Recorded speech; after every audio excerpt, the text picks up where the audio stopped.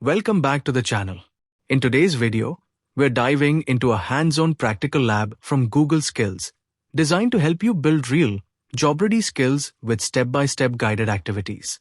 Before we begin, make sure you're logged into your Google Skills account to follow along with the interactive portion of this lab. To filter and explore, you need to apply a default where or having clause to every SQL query that gets generated in that explore. There are three principal ways to filter and explore: SQL_always_where and SQL_always_having, which behave similarly and have the same use case: _filter conditionally_filter.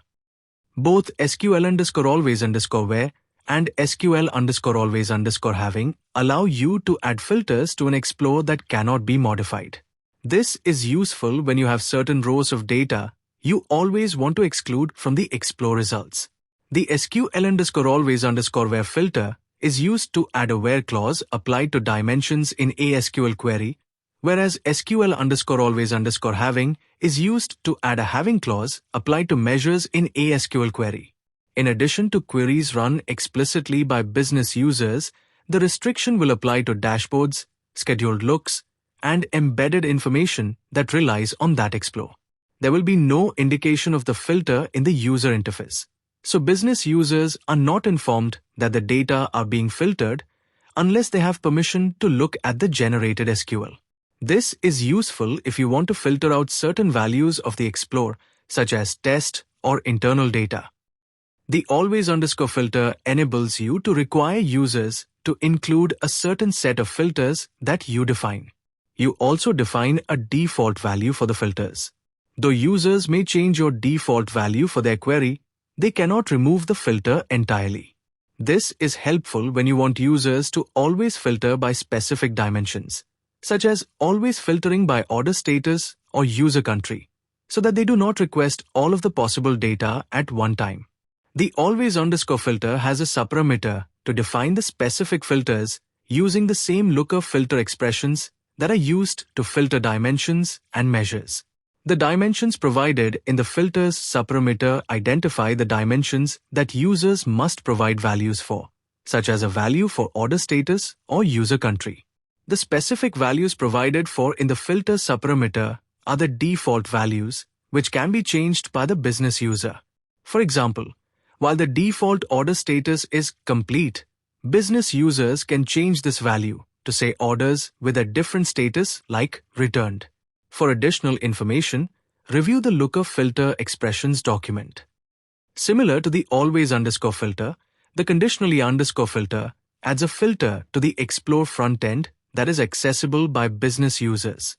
The conditionally_filter parameter enables you to define a set of default filters that users can override if they apply at least one filter from a second list that you define. Although users can indeed change the filter operator and values, they cannot remove the filter itself unless they put a filter on a specific alternative field. This is helpful when you want to limit the amount of data that a business user requests, but you also want to give them a list of alternative dimensions that they can use to filter the data.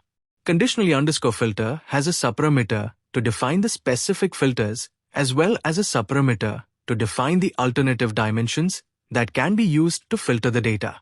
For example, conditionally_filter can be used to create a filter that only returns data for the past 1 year, unless a filter is applied to a user ID or state dimension. This is typically used to prevent users from accidentally creating very large queries that may be too expensive to run on your database. In this section, you will add an always_filter to the order items explore to require filtering on order status and user country, which are two key dimensions in the e-commerce dataset. Change the filters. For the status filter, change it to processing. For the country filter, change it to the UK. Click Run. Your order items count should be updated along with the filters. Add a commit message and click Commit. Lastly, click Deploy to production.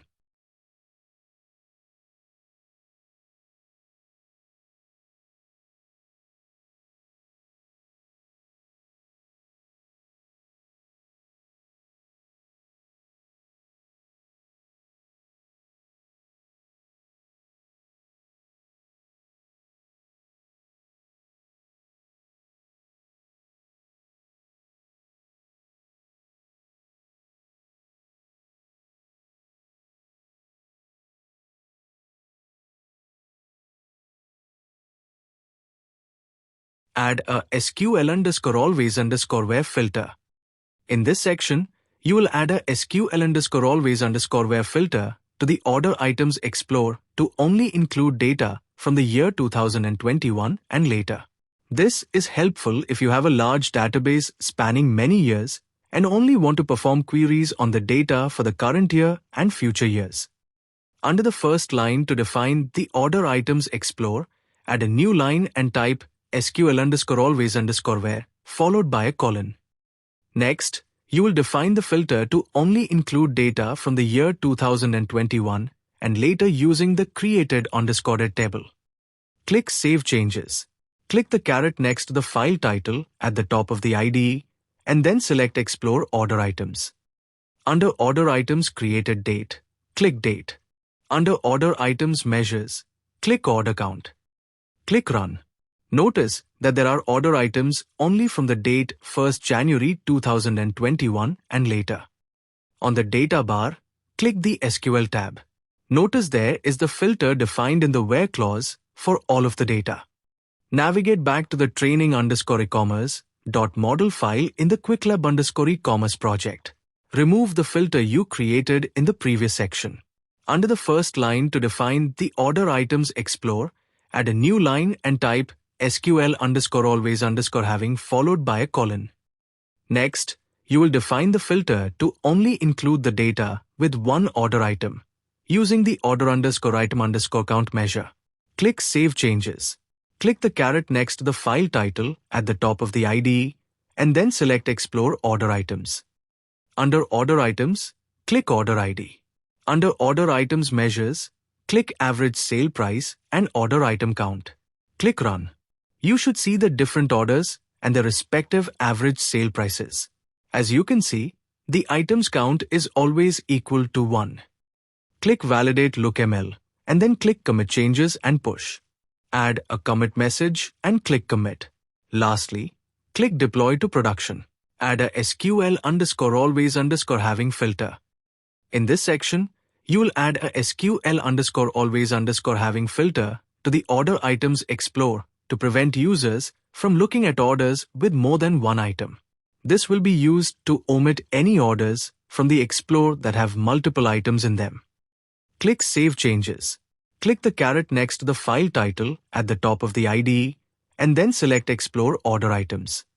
Under Order Items, click Order ID. Under Order Items Measures, click Average Sale Price and Order Item Count. Click Run. You should see the different orders and their respective average sale prices. As you can see, the items count is always equal to 1.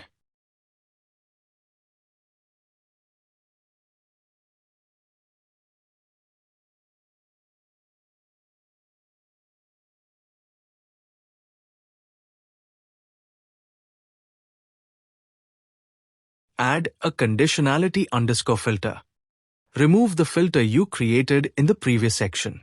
Under the first line to define the Order Items Explore, add a new line and type conditionally_filter followed by a colon and curly braces.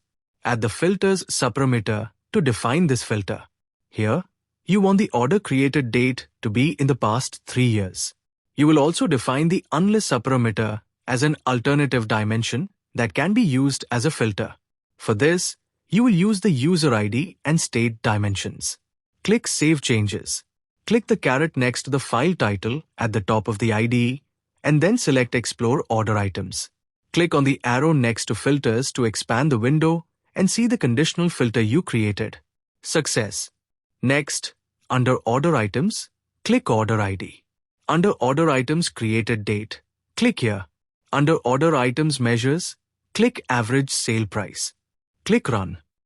You will now test the conditionality of the filter.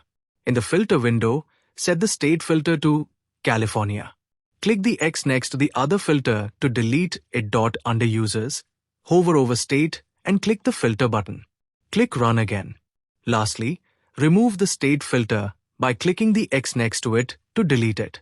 You will see the created date filter automatically appears again. Great! You just explored how conditional filters work.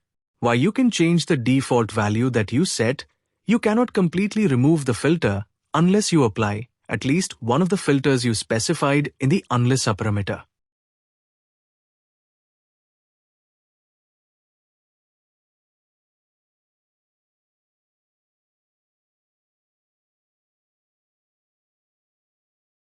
Click Validate LookML and then click Commit Changes and Push.